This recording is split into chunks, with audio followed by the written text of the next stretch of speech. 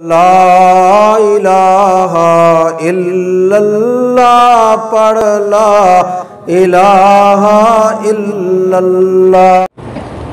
اور یہ حضرت عمر کی عظمت تھی اور شان تھی کہ آپ نے جب ابو عبیدہ بن الجراح رضی اللہ تعالیٰ عنہ کی قیادت میں بیت المقدس کی فتح کے لیے لشکر بھیجا، مسلمانوں کا عظیم لشکر جو ہے وہ بیت المقدس میں پہنچا، تو وہاں جو ان کے احبار تھے، علماء تھے، رہبان تھے، وہ سارے وفد کی شکل میں ابو عبیدہ کی خدمت میں آئے۔ انہوں نے کہا کہ ابو عبیدہ، یہ مسجد اقصی ہے، مسجد صخرہ ہے، بیت المقدس ہے، قبلہ اولا ہے، یہ کوئی فتح نہیں کر سکتا۔ ایک آدمی آخر زمانے میں آئے گا جس کا نام عمر ابن الخطاب ہوگا، کہہ دو رضی اللہ عنہ۔ یہ شہر اس کے ہاتھ پہ فتح ہوگا، ورنہ دنیا کی کوئی طاقت فتح نہیں کر سکتی ہے، اور اس کی نشانیاں بھی ہمارے پاس ہیں۔ فکبر ابو عبیدہ، حضرت ابو عبیدہ نے نعرہ تکبیر بلند کیا اور فرمایا الحمدللہ، ہمارے امیر المومنین کا نام بھی عمر بن الخطاب ہے۔ انہوں نے کہا نہیں، اس طرح نہیں، آپ اپنے امیر المومنین کو بلا لیں، جنگ بند رکھو، ہم آپ کو دیکھیں گے اپنی کتب سابقہ کے روح سے، ان کی جو نشانیاں ہیں، جو علامات ہیں، وہ ساری ملائیں گے۔ اگر واقعی یہ وہی عمر ہیں تو ہم چابیاں پیش کر دیں گے۔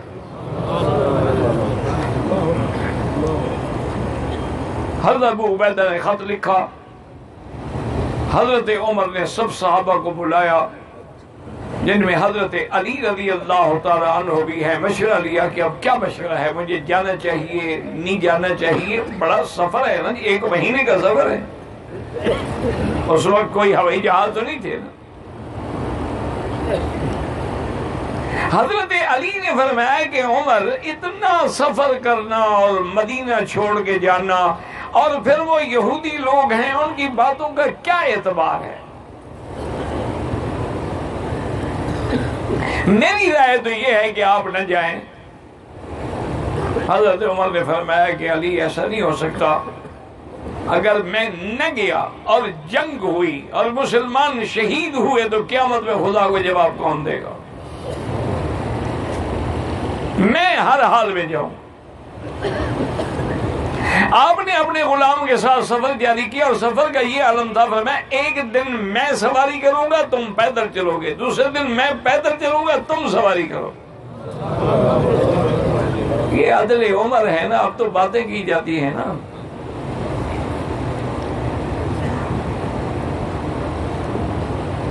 اسی طرح سفر پہ طے کرتے کرتے کرتے حضرت ابو عبیدہ کی خدمت میں آپ پہنچ گئے، بڑا استقبال ہوا، آپ نے قیام فرمایا۔ حضرت ابو عبیدہ نے عرض کیا کہ حضرت، ہماری ایک درخواست ہے، اگر قبول فرما لیں، کہ دشمن کے علماء آئیں گے، ہمارا منشا یہ ہے کہ یہ مال غنیمت میں ایک بڑا اعلیٰ لباس ملا ہے، آپ یہ پوشاک پہن لیں اور ایک خوبصورت گھوڑے پہ سوار ہو کے چلیں، پتہ تو لگے نا کہ مسلمانوں کا امیر المومنین کون ہے۔ یہ پھٹے پرانے کپڑے ہیں اور ٹاکیاں لگی ہوئی ہیں اور مریل سی اونٹنی ہے۔ آپ نے بھی بات مان لی۔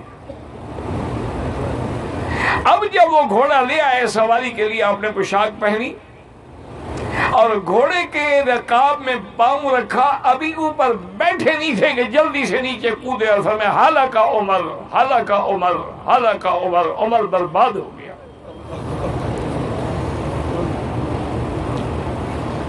صحابہ حیران ہے کہ حضرت فرمایا میرا لباس لے آؤ۔ وہی پھٹا پرانا لباس پہنا، اسی اونٹنی پہ بیٹھے۔ ابو بکر نے کہا حضرت کیا بات ہے؟ فرمایا بس اس بات کو چھوڑ دو۔ وہاں جب گئے تو ان کے علماء جو تھے وہ ساری اپنی کتابوں کا خلاصہ دیکھ کے کھڑے تھے، انہوں نے ایک علامت دیکھی جس کو اللہ نے قرآن میں بھی ذکر کیا کہ ذالک مثلہم فی التوراۃ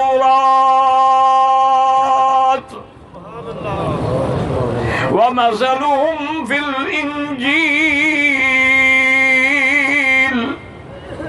كزرع أخرج شطأه فآزره فاستغلظ فاستوى على سوقه يعجب الزراع ليغيظ بهم الكفار. اللہ نے فرمایا میرا بدنی صرف آپ کی نہیں بلکہ آپ کے ساتھی، آپ کے خلفاء، آپ کے صحابہ کا ذکر بھی میں نے تورات و انجیل میں کر دیا ہے. ساری نشانیاں ملاتے جب مل گئیں تو انہوں نے چابیاں لے کے حضرت عمر کو پیش کی. انہوں نے کہا واقعی آپ امیر المومنین ہیں، عمر ابن الخطاب ہیں، آپ خلیفہ رسول اللہ ہیں، یہ بیت المقدس کے دروازے کی چابیاں ہیں، بغیر جنگ کے آپ کے حوالے ہیں. بہرحال فتح ہو گئی الحمدللہ بیت المقدس میں، اور اللہ کے حرم میں بیٹھے ہو دل سے دعا کرو کہ یا اللہ آج بھی اپنی قدرت سے مسجد اقصی کو آزادی عطا فرما، یہود ظالمین غاشمین پہ اپنا قہر نازل فرما. یا اللہ ہم مسلمان ہیں، بے بس ہیں، ہمارے پاس کوئی طاقت نہیں ہے، نہ عسکری طاقت ہے، نہ سیاسی طاقت ہے، نہ ایمانی طاقت ہے، لیکن تیرے بندے ہیں، اپنے بندوں پہ رحم فرما. جب واپس آئے خیمے میں تو ابی عبیدہ نے فرمایا کہ حضرت آپ نے یہ لباس کیوں تبدیل کیا؟ فرمایا جب میں گھوڑے پہ بیٹھنے لگا تو اللہ نے مجھے منظر دکھایا کہ عمر تیری نشانیاں جو ہم نے تورات میں لکھی ہیں وہ تو یہ نہیں ہیں، تم نشانیاں بدلو گے صرف تم پہ اعتراض نہیں ہوگا، میرے نبی کی نبوت پر بھی اعتراض ہوگا.